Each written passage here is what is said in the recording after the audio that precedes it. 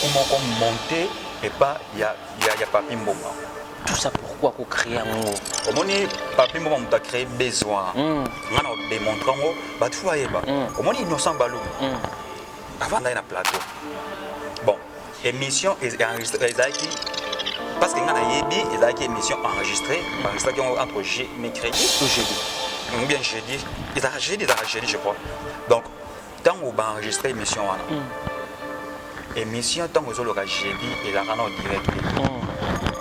Gez Mawete à la Nzambe te pour voir na parler et baké bayami Innocent Balou. Pour que aille. Zinga na coin. Yaki nene. C'est quoi moi c'est quoi OK? Ayaki koluka beza comprendre. Basi ba filmer donc eloko azaki na poster de akoki sami donc akoki si yango. Eloko ande koluka ba filmer nenga ye na B1 aye en pleine émission ya Innocent Balou mais avec na régie va en filmer tant à monnaie ce quoi yo et comme à monnaie tout ekoki aki parce que un bon nom un bon tonton un bon mona chango un bon tonton mona moya chango alinga zele libanda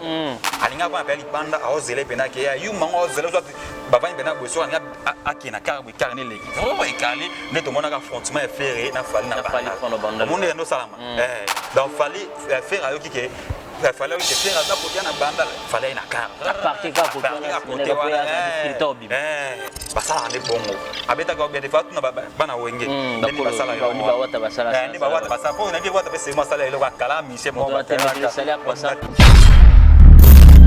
comprendre c'est quoi cause moi chang parce que le bac de sens que paton ba dessiner Papi Mboma Papi Mboma saigner les mains adnaye à se diriger vers Régie a tenir pendant que yo sani abadi na ekota la yo abi otala ngaka bu sango benga abi kona telefona benga na kina Papi Mboma kangi tant ba sa makambo na tout ba filmango après Papi Mboma pas otike lega na place ils sont allés entraîner la voiture vite comment Gez Mawete à côté ba fongole les portes et pas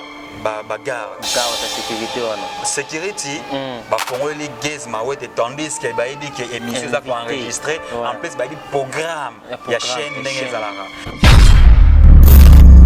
bazama pas faire basala be monsieur ba critiquer d'autres artistes ba comme ça faire il peut azala mais la faire et tout monde ba killer qui laisse et tout le monde ba frère na biso be héritier bula bazaka na bele ba comme na structure wana ya osala fort mort pour ba na artiste ba boya quelque soit artiste oyo a sele loka bien bango ba boya artiste wana kaka comportement wana est-ce que quoi porter biso comportement na ba comportement na ba nango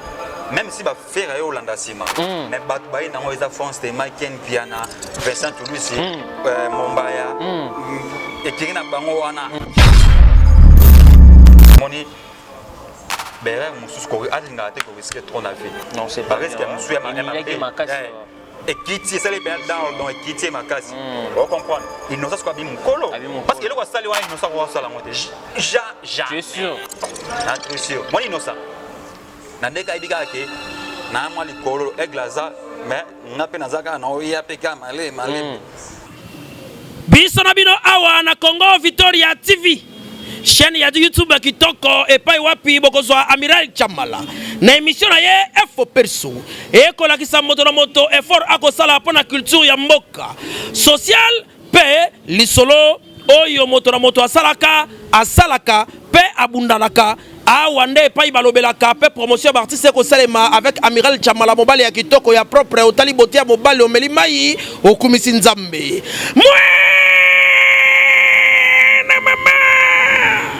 Solingi bez awate Amiral Chamala mosana ye kitoko lokola mwana mayele oyo akendaka classe na mbongo ya Minerval ya tata pe mama lelo akosala lelango honneur ya mboka mobimba eyokania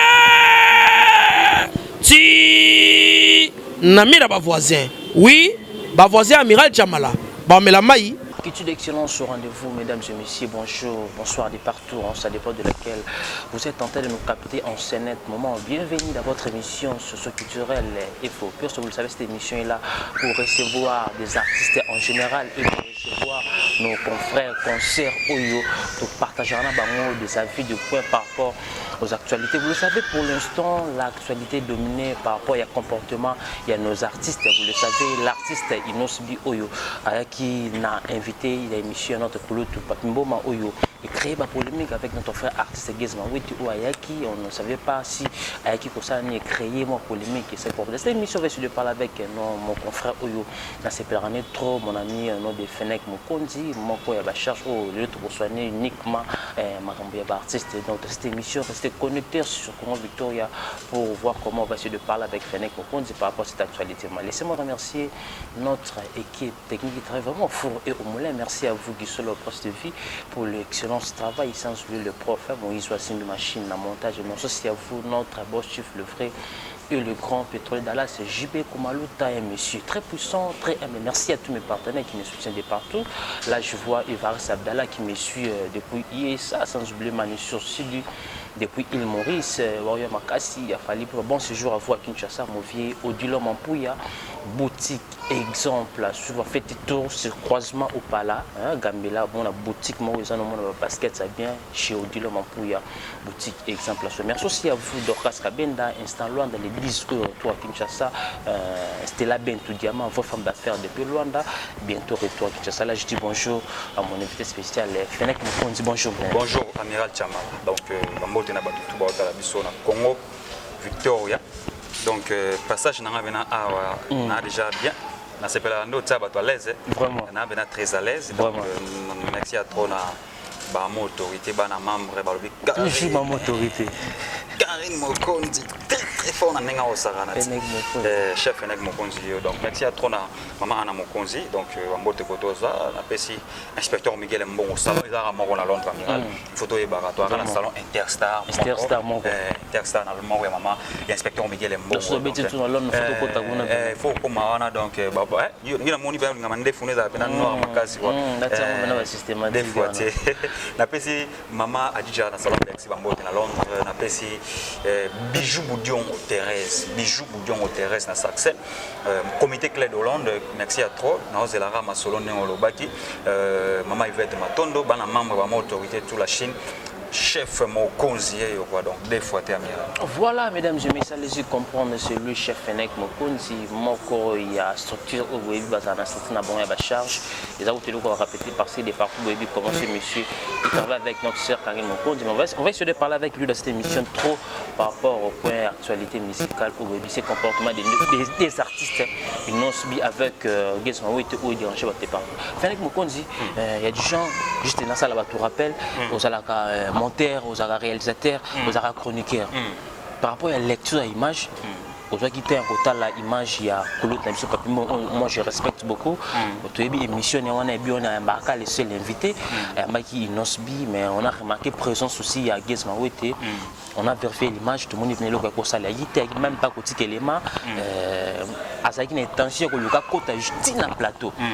Parce que tu as vu qu'il y a une relation bien. Pour toi, est-ce que tu as monté, tu as émission direct, tu as émission qui enregistré après le cas, c'était comment et réaction par rapport au comportement de Gizma Witi pour ça la nini l'émission invité. En tout cas, premièrement, non, étant que réalisateur, Nathalie émission, Nathalie une émission Innocent, il y a Innocent le dimanche, na mon va publier qui et puis na yo tala siko yo le na réseaux sociaux na moni ba publier que Gizma Witi ayaki na plateau amoni ba biso peut-être mo ba tourna ba biwana na ba série to kene mama dauphin mbula mata à l'époque kala ba série wana penda na ona banda ba série ba zapato neve zapato neve pour la visibilité moi biso to loka visibilité kala série wana ça tire batala okaka balexo a dimanche au mona to na bi moi réalisation moi mké ya biwana ezala na bi ke ambassadeur Jean-Pierre Moutamba au Azakolo Biwan.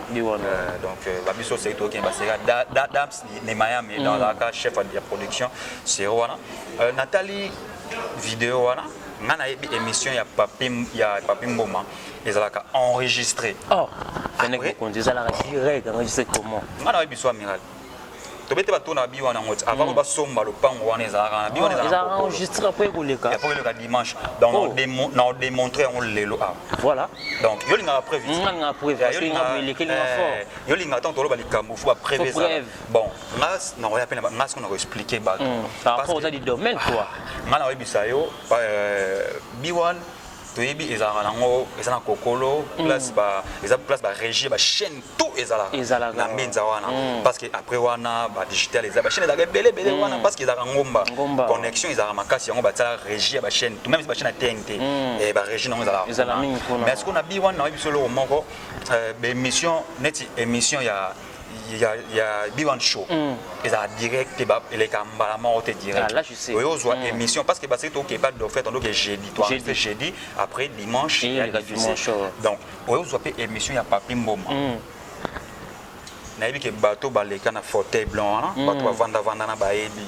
bateau tout leader tout vanda na kiti wana c'est enregistré après il dimanche bagenda dimanche c'est quoi bateau na parler baebi que ça dimanche donc ça comment monter et pas il y a Papi Mboma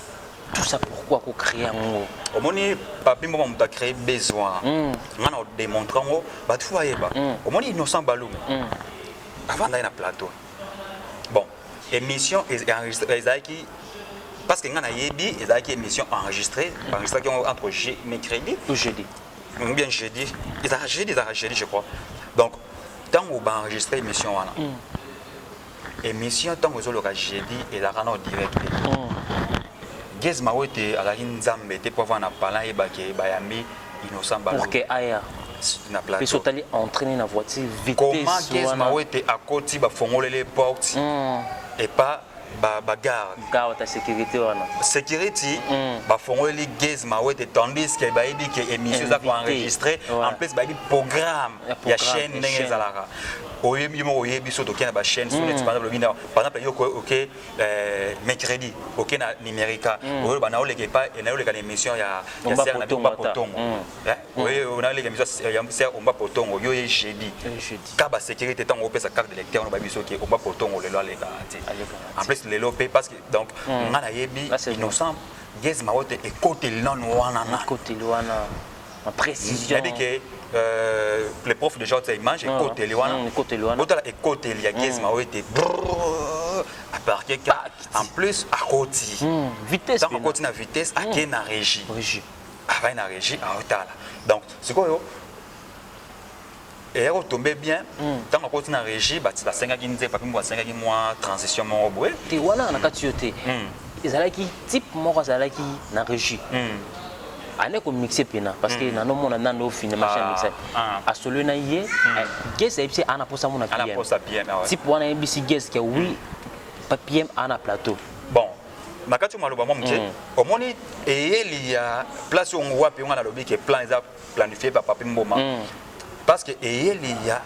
innocent il y a Gez Mawete tant à côté atuni ambassadeur Jean-Pierre Moutambate atangi PM parce que na Gez Mawete a bon terme a bonne relation avec na papa na biso ambassadeur Jean-Pierre Moutambate parce que c'est ma fierté dignité c'est ko eyeli wana ndenga yaki bongo na loyenge so ba betaki ba bete comment Fennec Mokonzi na ebisa yo omoni écoute li wana yo pe oyebi parce que innocent père aza moi cité on mikolo pas pratiquer boso beta qui koza mona chango za assurance te kovana chango te kesa loba chango webake siko chango on l'accent nini parce que doit racho baza brutal baza moins agressive donc voilà bana chetance na c'est mo bona chango na ba tante na ale bakse mo na kala na chango parce que biso ba natif matete nga to ba bandal ko ya on comprend mais nga jamais na ba peut-être nga na mona matete so matete ntango matete kati on sumili mo activé na na ngeza na matete bandal to ya ba ikoton piana ba e balaloyembo on comprend c'est ko koza mona chango parce que le bac de sens que maintenant bah signaler Papi Mboma Papi Mboma saigner les mains à se diriger vers régie à tourner pendant que yo ça alors bien kota la yo abi kota la ngaka bo sans ko benga abi ko na téléphone na benga na kena Papi Mboma kangi tant ba ça makambo na tout ba film ngo en plus Papi Mboma pas ticket les gars biso to yi na chaîne surtout qui na chaîne tous aba professionnels voilà parce que biso to yebi na chaîne n'a jamais na roya bona plateau ya chaîne mo bona caméra na filmer sans autorisation sans que na yo ça les locaux dernièrement tous avez qui na we ranson to genda ki na cité du fleuve tous avez qui na émission acoustique tous avez une émission acoustique pas bien avec Mandala donc to koti ngana nando filmer parce que to yaki na wera ba biki na artiste boy image pour l'avantage artiste na comme les bosso na zo pe temps film font la même pas téléphone yann maman ba boka ba téléphone tant to kangi ba téléphone de après monsieur yo banda siko yé à koti ko exploiter chaîne ba to ngote ka mo bien donc on va valider un susu to e ba moni succès ba zo na makasi de no geza dana succès na fenek ngana ibisa moni succès succès et un batumsu basa ba succès la musique congolaise basa ba délire te basa ba beste batika la biso ba base moni ba benga biso ba kron base za ne biso comme ko manage ba artiste ba mo luka base fenek amiral na biso moni base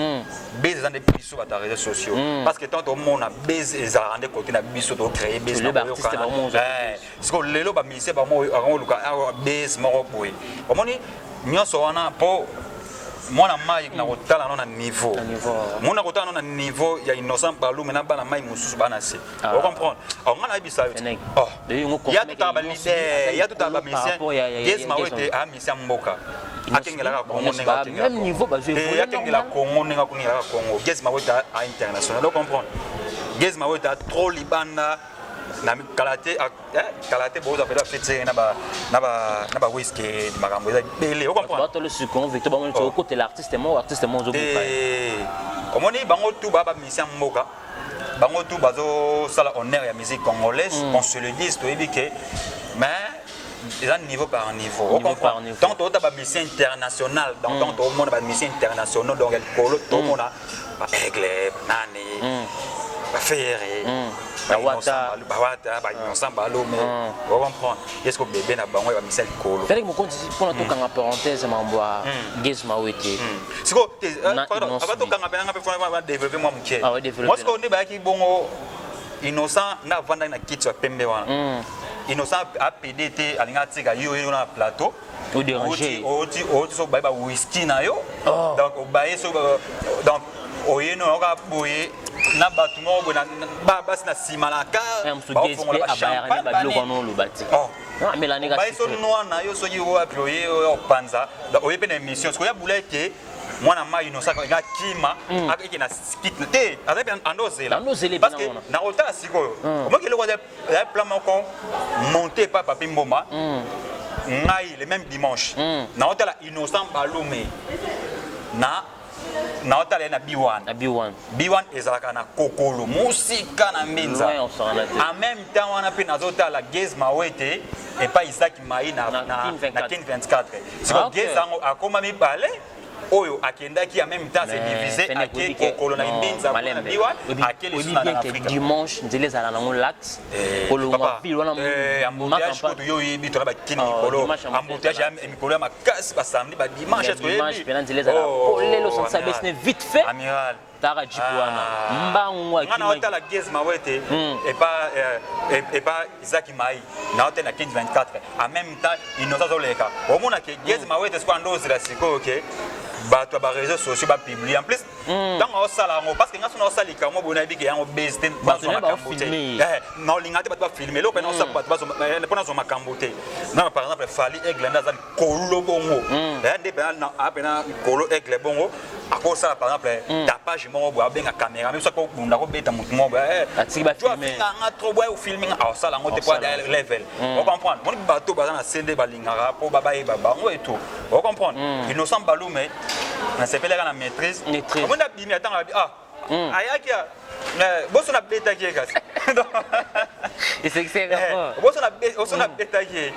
après pas même makamo parce que yo ko beta c'est quoi yo ngas qu'on a s'appelle qui na mona Gez so za mobali bazela monika na bana libanda na baki na kemsika te na ka lizinga baka ze na coin yakindene c'est quoi moni c'est quoi OK ayaki koluka base on comprendre basi ba filmer donc eloko azaki na posta de akokisa mi donc akokisi yango eloko ande koluka ba filmer ye nenga ye na B1 aye en pleine émission ya Innocent Balou mais aleki na régie wa on filmer tant amone sikoyo et comme amone tout ekoki aki parce que un bon nom un bon tonton un bon mona chango un bon tonton mona moya chango alinga zela libanda alinga pa pe libanda a ozela pena ke ya yu mango ozela so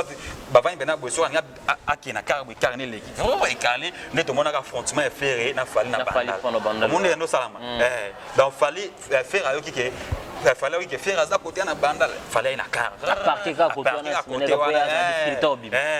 bah ça on est bon abeta ka bien des fois na bana wenge ndi basala yo ndi ba wata basala ndi ba wata basala po na bi wata pese mo sala yo ka kala mi se mo ba teme sala pa ça kolo biloko wana azonga na bena ba côté idéologie mais to chité na mo pour toi quel message ou conseil au copes na kulut no papi mboma parce que bloc on a mis sur les gars qui sont inconvénient moi ma béa qui au casser en chaîne et ngezonga na mutune parce que yem tapé ça qui a fallu pour recevoir bon se emballer un conseil na et là on a ça papi makola mukolo papi makola te ya ko na bashaba amitié te na clair on a fait na oh beaucoup ça on le belé ça un manquement de respect ba vie mais na HB a vie na ngai to la tout près oui mbula na ngati moi ndefo ma classe te beaucoup ça on faire aux amours bon papi moi so papi moi aza mukolo mais vie te a mukolo mais ndenge ba système ana petit parce que bisole aussi on a soga c'est un problème puis un peu mais so bili poani muto lo bango tanga benga bat musu ba petit bat ba boya ya ndo benga vie sam tito ba vie bani tanga petit faut tu ma petit na moni moni acte ça nous c'est pas ou quoi telo wa ça c'est pas la moni âge état d'esprit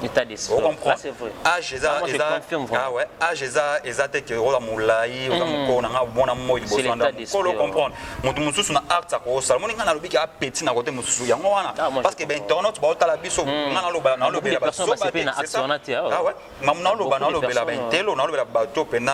réflexion na ba poussa ba réflexion ba plus loin on comprendre au acte va sali wana ya ko signaler Gezma Wete ke innocent akoleka na bio na biwa c'est pas mboma mutu signaler Gezma Wete tango Gezma Wete na confirmer tango Gezma Wete yaki atuna ki nani atuna ki papi mboma ifaka lo bana parce que dit que ya salaka wana jour wana zalaki wana c'est pour ça atuna ki c'est que yesu ko sani moi tu tike bon bitumba ah obi ke reji basala fo te te batike bana ba mona ba kuta na ba pesa na mbote aiki nyako pesa innocent mbote bien de ako pesa ba register na mboma mbote parce que ba ndole kana kina on dit Gezma Wete est-ce que alba vérité tellement ana crise ya omona innocent a profiter qui Gezma Wete ana crise ana crise ya omona innocent ana crise ya okangane photo mais nous subimos pas le bac encore asili succès ana posa mona azwa makam moni Gezma Wete ana crise ya omona innocent ana crise ya okangane innocent photo ya opese mbote yango wana amoni occasion tango papi mo mabengi toza ko enregistrer mission olukaka ngo lelo zo opportunité ya okanga photo na innocent opese mbote là tu commences à déborder fenek mo konzi il batika opesa innocent mbote ka ndenga yaki bongo parce que eloko ele pe il fait batika innocent et mon jeune frère bayambani opese mbote bana ba guerre guerre total amoni kota pe na guerre innocent ba ko comparer pe na guerre ah non pas ngana bisa non génération oui bah au travail on ça faire mboka o msabatiza zobeto pas zobeta na 16 na niveau keseni ba niveau keseni ba bimali boso bazali ko collègue superstar le bité ko bien parce que ba belé bazala ba voter ba voter moni ngai na mona ba génération ba innocent ba lume ba fiston FM o la comme il ba nzam ah mais c'est comme frère mais donc to comparer tant na total na ba compétition Vodacom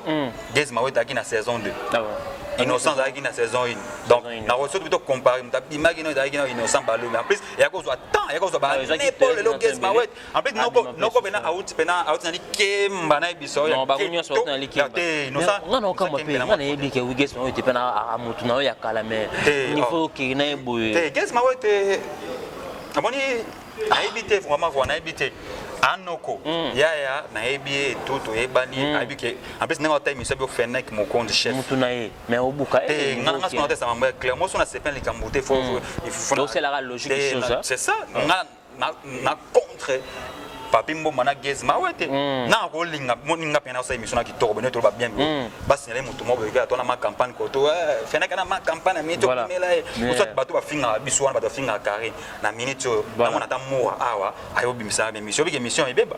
c'est la minute moura bimia émission bébé mais sur côté n'est pas hôtel bato ah tu vois ils ont une chaîne place on a minute de la conférence ici place to ça sauf qu'on a minute à moni moura automatiquement il faut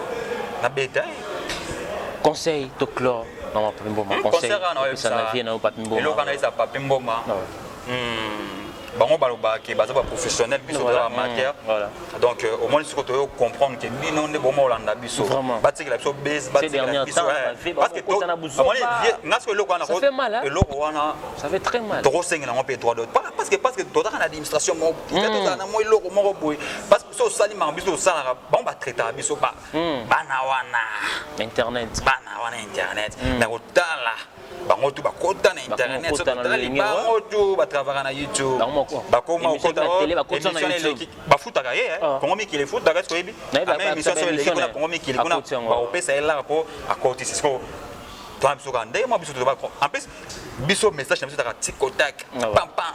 donc ya bango esengaka rediffusion na diffusion les la jour wana koleka net conférence to ça lelo so net par exemple mutu mo ya dimanche azalaki aleka na télé abike master elo on eleka ti dimanche biso ekotaka lelo siko kuna so to koska YouTube ka siko to mo ba to suba bwaki déjà donc elo kana bisaye a chancer kaka batika ande siko ko kabula na yo comprendre que biso to ande mo soki pena ba chroniqueur tout ya Congo baza ba mater biso tout na ba pembo ma ba Isaac ma biso to ba mater parce que bango to ba mo ko na système na biso dans la sepelaka mamilele vraiment à part mamilele bango tout ba kota na bêtise bango tout donc à part ka mamilele et là on a vu ça ba les deux leaders ba surtout dans pesa concept na Guess Mawet to moni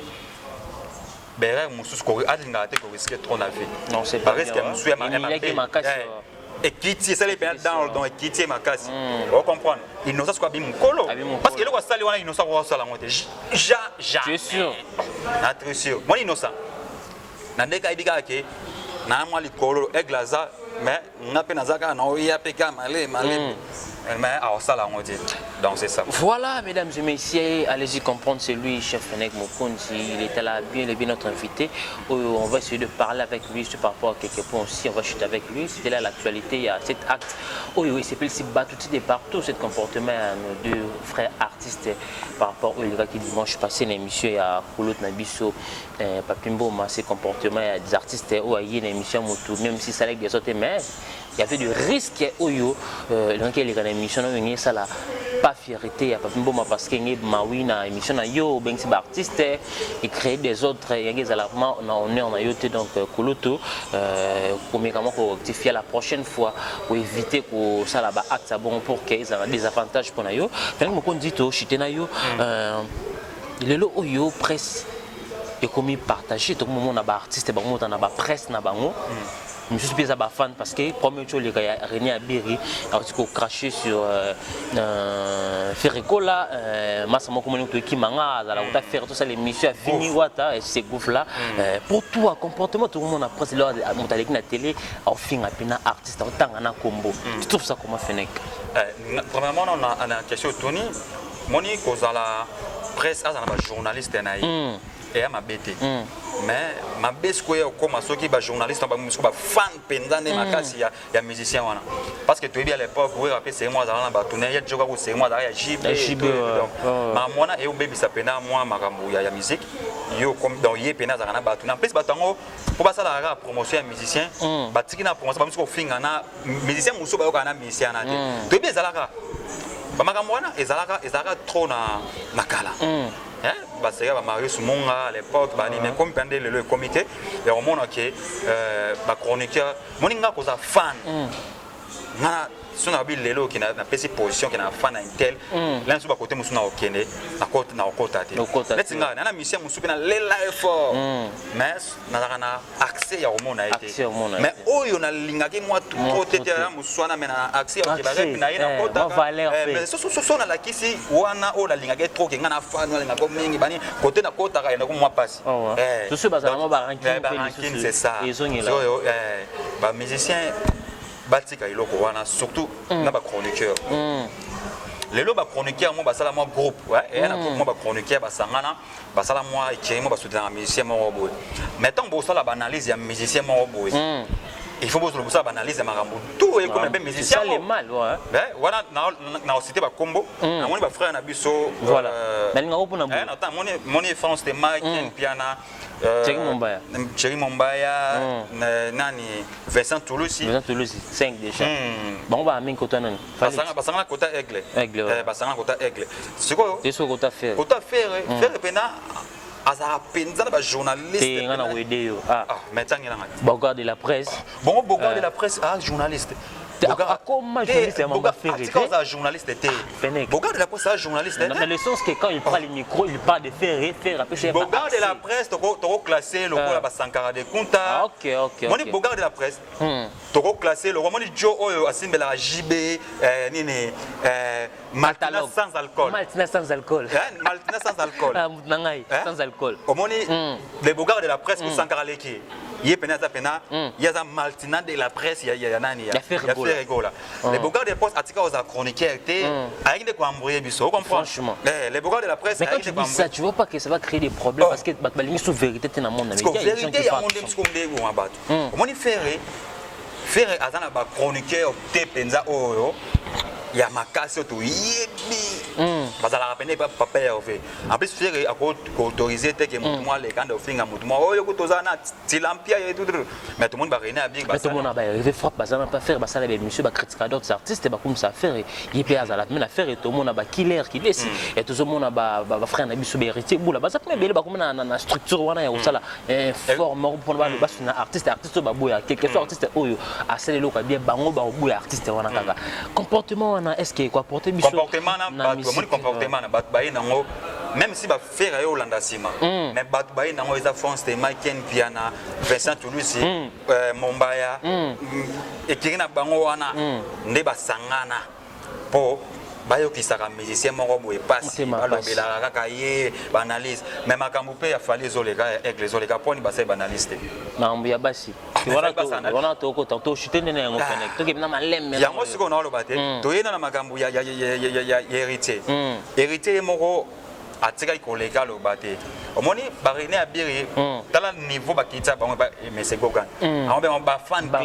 club netinga pena na boye par exemple na bondela ka Ibrato na lobela ba Ibrato chaque fois baby oza presse na ye et quand à côté moi Ibrato abi que à partir de lo Fennek yo amiral intel bon à partir de ça tout ni makambo na ngabo ba teke boza ba attaché ou bien ba teke boza ba fan yano kokiti sema kasi nde ba rini baza ba fan aza mutu moko boye ani na bala mutu tout donc ngana pena na lela mis donc bino boza bongo ba considérer bino te boza na nini na administration ya la team boza te oyo ozwa pe gouffre de Gaulois na gouffre de Gaulois pe côté kuna ba bi aza fan ya faire gola ba ebiete parce que na zwa ki appel ya Blaise Paul nenga la biri et tout nga avec gouffre batika ko yeba ete na gen 7 ya faire gola ay ba ebiete azana donc ya nga fan mo balinga musique à faire makasi yanga les gars qui Tracy a tiré micro à lobby wana les mêmes Tracy ba ki ba mi sur René Abir tellement René Abir tout déjà bébaye déjà au sakanate à moi tu ba kweti mélanger alors ça qui ça ba chicha pas ça qui ça ba donc à moi ça qui ça ba to bon muta les cas pourquoi le ba qui va faut la kota ba faire alaka wenge bazoka un homme de vieillard dans tant faire avec na pantalon mongwe ya munene anobi na janspé les côtes ya rouge les côtes ba singa pembe na kati donc au benga musicien mo tilampia et tout tu suis aussi le nom de l'artiste aussi omoni makambo wana to linga ngote comportement wana to longola comportement wana ya ko bebisa image ba musicien na biso heureusement makambo na biso esukaka entre nous na communauté congolaise ce que zala ke makambo tout ba clash tout ça on en français ba ivoirien ba c'est ka biso ce que zala ke tout ça na français du début à la fin mais ba nigérien ba nationalité mususu bangal heureusement ezala kaka ana communauté congolaise ka biso moto so ba ivoirien mwanda ba koyoka mwa lingala on so ezala bongo so ezala ki auto so na ba langue mo internationale mais ba musicien mususu bakita na ba Côte d'Ivoire OK ba musicien mususu otantiki ayebe concert ayeko to na mboka ne ezala ka boye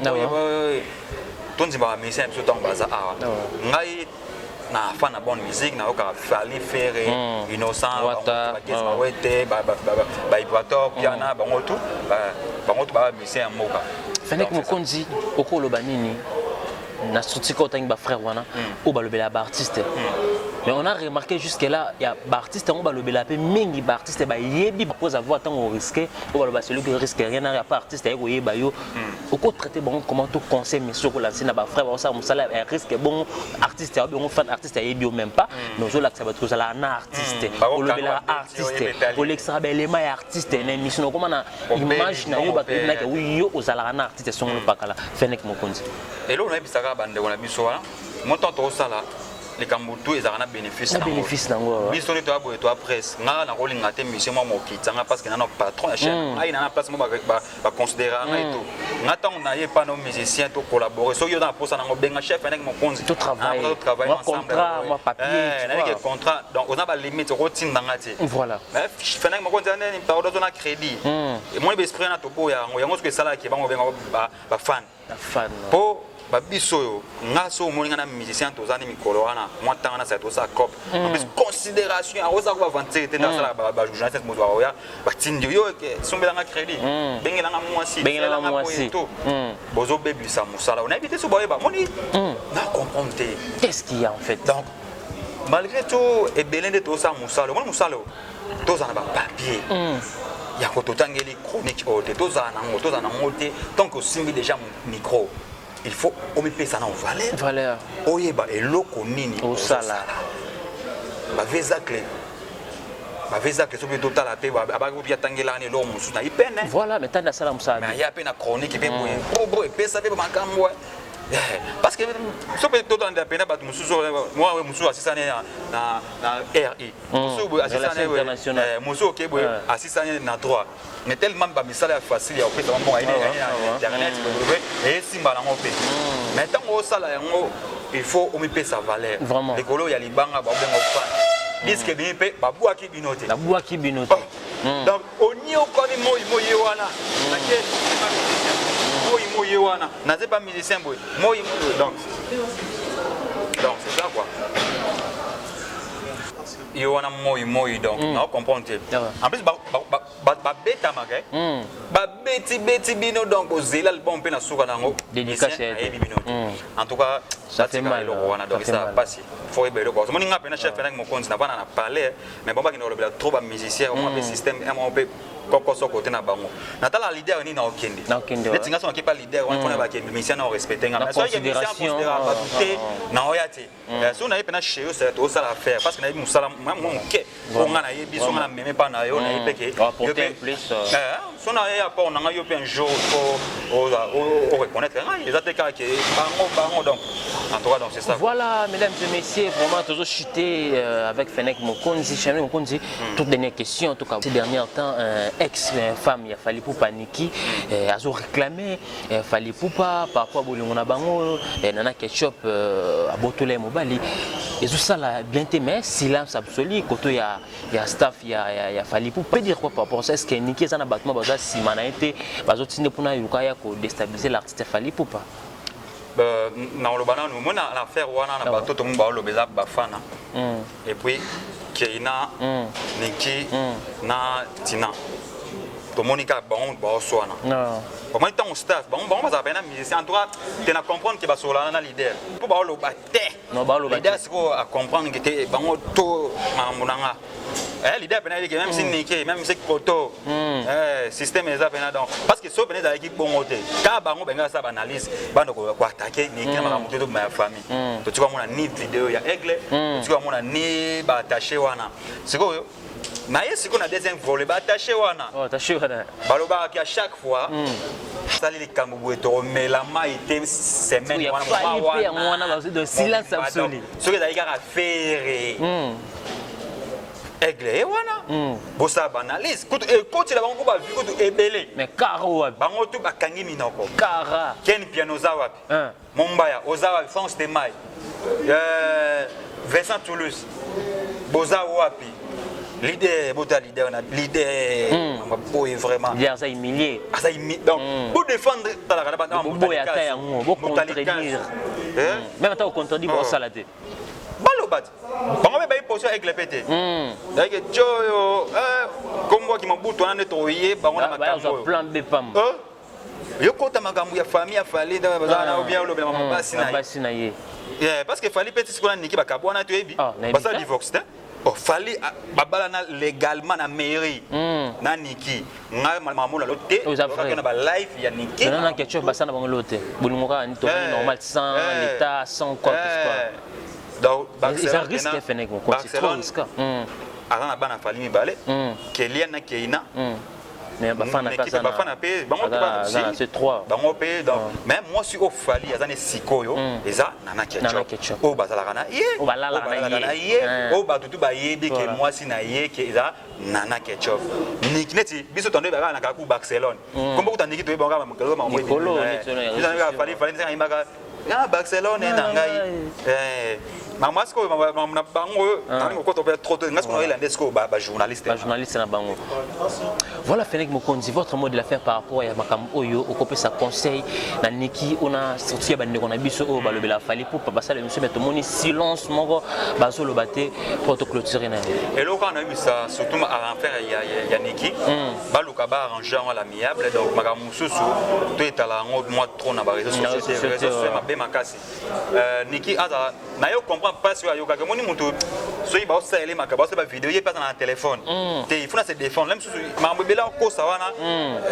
aye bine li kabote. N'est-ce pas? Tina pe côté nae. Amon Niki passe avec live. Mambolo beza bongo tenga kana sapta basi bazara. Mama basi, au moins des peli moto. Moi mbala, moi ce qu'on fait, c'est bien na silence. Silence. Et yep yep na ko lobate. Titi calme. Yep na ko lobate, on sait lo roté na mama bango, baluka ba rangeant à l'amiable parce que ma famille, ça na mama makasi baluka babongisa bandeke nini ya ko batela éducation ya bana surtout ya Kélian net Kélian ngakoto nako yeba ko fali azalaka na mwana muso a part Keina babotana na Barcelone Niki donc babotana Niki Barcelone comme na Kélian na yo banka na faire oyo vraiment biso to ka minka Keina nzo avec Kélian pas là donc baluka ba bebisa image ya bana te omona Keina kolone mwanda mais Nathalie Kélian azana na ba l'équipe liberté te baluka ba arranger ba bebisa mémoire bana te bana bango to baza bana fali et l'on a vu ça Tina et pour pas azata tantine donc na mona ki Niki obenge tata et tant que tata ndengo zawana il faut luka kimia parce que biso peut être cérémonie repère autant que oncle na une ala moi n'a pas mais oncle pas bengi e mon ni Fenech donc na place bo to rolia o tape moi c'était mususu ndenge tanki oncle na ofunda ndeko nanga et lorsque yo Niki fera ça la ngwa voilà yende ko ni fali vraiment bon no ba Niki na za bongo et na Niki na ni Tina bon excusez moi pardon prof Tina et le fera ça la yango wana a garder ndeko na ye yo kasi Tina ibnanga zana à part nana ketchup na Niki babale musu peza belé ayi babale mususu omoni déjà baboti ba matabakita basa déjà l'ifan franchement basa l'ifan to donc bana déjà bazana katina kila lien eza ya kosakana te on comprendre Tina il peut pendant azabongo akobenga kaka Barcelone moi si maman ya bana ya fali là c'est vrai donc ba matabakita no benga oyo maman ya bana ya fali même si ba loba na ba réseaux sociaux azaka maman ya bana ya fali la minute peut to yebi ba fana yebi na ba vana na fali na minute mère ya parler et lorsque ça bongo za zoua ya zoua ya pas mi parler c'est que yo tant que tata et ça risque tala bonga likolo c'est que na moni nananda boyo obima moni na ketchup il y a un système là et tout après obima à utiliser à contrôler la maman ça va Niki donc la publication voilà mesdames et messieurs vraiment nous sommes arrivés pratiquement à la fin de cette émission là c'était bel et bien notre invité spécial le chef Fenech Mokonzi votre mot de la fin ba programme na yo ba dédicace na yo et là quand on trop à dans Congo Victoria mais chaîne on a micro ba réclamer Fenech Mokonzi des chaînes na pe mise moi mon côté technique na bongisa je crois lobby na zo ngade ba activité na Fenech chef Mokonzi merci na ba autorité ba na membre la Chine mobimba Fenech Mokonzi ana kati bonne Karine Mokonzi ouais Karine na pepele na sola des jours passés à expliquer na tout ça Fenech chef Mokonzi je soutiens toujours Karine Mokonzi à 100% vraiment moi na maman ya osaranati ya Karine Mokonzi ata ba bijanve nga boto ata janvier était janvier au moins moi na o déjà kendaki déjà ça qui m'a béton à zonga ka considération za mais hier janvier bien ngabino ba fin adoptif oh ye Karina ko bota muta bongo vraiment oh so ba bata so na bana Karina mais ba Karina boté déjà parce que zoé bon avant d'ana bon artiste nada master bakalati to conférence bon mon akala télé la chef na ki mokonzi ah ouais na Congo Victoria l'intégralité des conférences de presse il y a PD nada voilà bon zongo bakalati votre mot de la fait ba dédicace na yo to ouais ba dédicace kana yebisa ba tout chef na ki mokonzi on a toujours pour soutenir Karim Mokonzi l'autorité morale et puis les rois de la forêt en son bientôt Zénith de Paris bientôt Zénith de Paris sélectionné par tous abons na Zénith na master na daozala et bien tout le monde master tout le monde qui est à sa physique tous années na Zénith kalati donc to chité no fenek na mon niveau na pèse pas mot inspecteur Miguel Mbongo vena ngai fanya star mo za soirée na pesi maman Nicolas Tempo maman Arlès Tokoka na pesi mama dit dans salon d'exi ba moto na yo comité clé de Hollande ba besoin fort na nenga osakana te fona sentir balobi na pesi ba to linga ngai bijou Boudiongo Thérèse na Saxel bijou Boudiongo Thérèse ba big up merci na opé amiral Chamala merci na opé singa pena tanan loba na nenga osakana te bijou Boudiongo Thérèse na Saxel bijou Boudiongo na den comme 3 fois donc merci à 3 fois. Voilà, mesdames et messieurs, tout commence bien, finit bien. Si vous avez aimé cette émission, je dis merci à notre équipe technique. Vraiment, Four et au Moulin, merci à vous, Guissolo, Presse de Vie, pour l'excellence du travail. Sans oublier les profs Moïse, soit Simi Machine à montage. Et merci aussi à vous, notre boss, le vrai et le grand pétrolier Dallas, JB Koumalouta, un monsieur très puissant, très aimé. Merci à tous mes partenaires qui me soutiennent de partout. Là, je vois Evar Abdallah, un monsieur très puissant qui me suit depuis IESA, sans oublier Manu sur Sidi, depuis Île Maurice, Warrior Kassi, merci aussi à vous, mon vieux Odulo Mampouille à boutique. Exemple, à souhait bon séjour à vous à Kinshasa, les seuls uniques opérateurs économiques, Moko, tout ce qu'il y a en Afrique centrale, mauvais Chico, ma belle. Merci à vous, à Fikembo, la fille Siblume, Raissa Pindi, instant London. Merci aussi à vous, Stella Bentou Diamant, vos femmes d'affaires depuis Luanda, Dorcas Kabenda, le 10 janvier au retour à Kinshasa pour clore. Le sel est unique, MSC sur parle et c'est réalisé. Ronsard Massamba, MSC très puissant. On se retrouve à la prochaine numéro pour d'autres invités. Abonnez-vous massivement sur Congo Victoria pour la suite d'autres émissions. Au revoir. Bisonabino Awa na Congo Victoria TV. Chaîne ya YouTube kitoko epai wapi bokozwa Amiral Chamala. Na émission na ye Info Perso. E kolakisa moto na moto effort akosala pona culture ya mboka. Social pe lisolo oyo moto na moto asalaka pe abundalaka awande pa ibalobelaka pe promotion d'artiste ko salema avec Amiral Chamala mobali ya kitoko ya propre otali bote ya mobali omeli mai okumisi nzambe na mama solingi bez awate Amiral Chamala mosana ye kitoko lokola mwana mayele oyo akendaka classe na mbongo ya Minerval ya tata pe mama lelo akosala lelango honneur ya mboka mobimba eyokania ti na mira ba voisin oui ba voisin Amiral Chamala ba mela mai